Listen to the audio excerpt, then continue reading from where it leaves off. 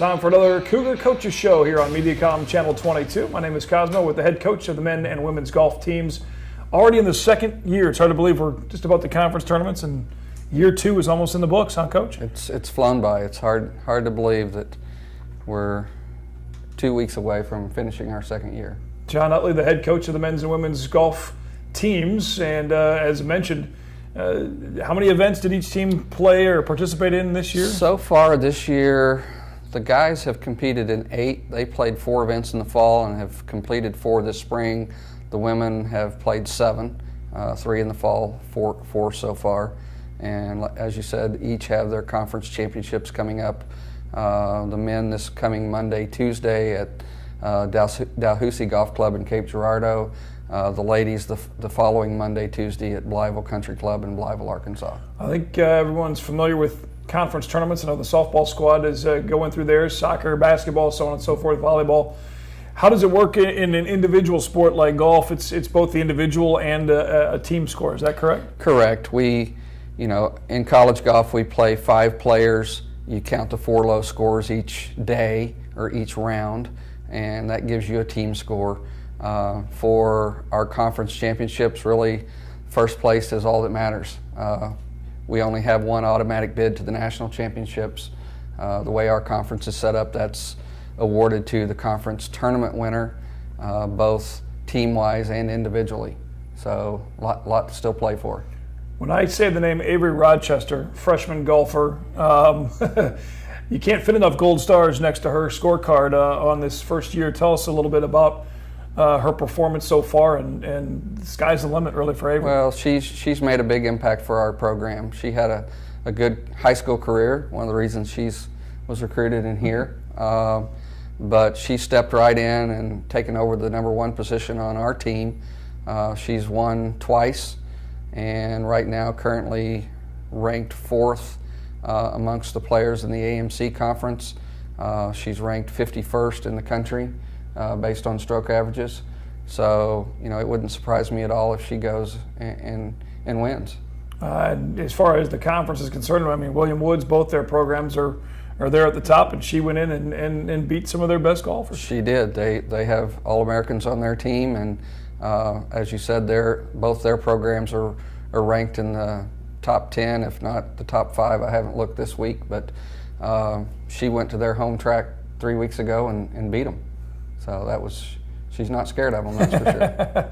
And that's got to be obviously a good thing for you as the coach, but to have somebody as a freshman to have the skill set that Avery has, that kind of fuels everybody on the team. That ups their game a little bit too. Exactly. I think it set a new bar.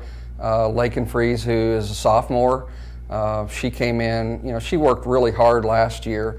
Didn't necessarily see the fruits of her labors, but she walked in the fall and shot back-to-back personal best, finishing, I think, 3rd or 4th at the William Woods tournament last fall, shooting 77-75, which established new individual and individual single round and tournament scoring records for our ladies team. And then Avery, I guess took that as a challenge, and she set new marks this spring. But competition is good. We've got girls that are competitors, and they're working hard, and I'm proud of the efforts they've made this year. Yeah, I think that we talked a few times on this show, and I think everybody that's watching that plays golf, whether it's once a month or as often as you can, whatever the case is, a lot of tournaments that so much of it obviously is a mental game, and then you add the element of the team sport aspect of things together, and that success amongst teammates can really help fuel a team, especially a program that's new. Well, in addition to Avery's success over at William Woods, the women set a new team scoring record, which they shot 310, which we had 3 of the ladies shot in the 70s. We had a 74, 2 77s, and an 82. And all of a sudden, us posting a 310 popped us up on the radar.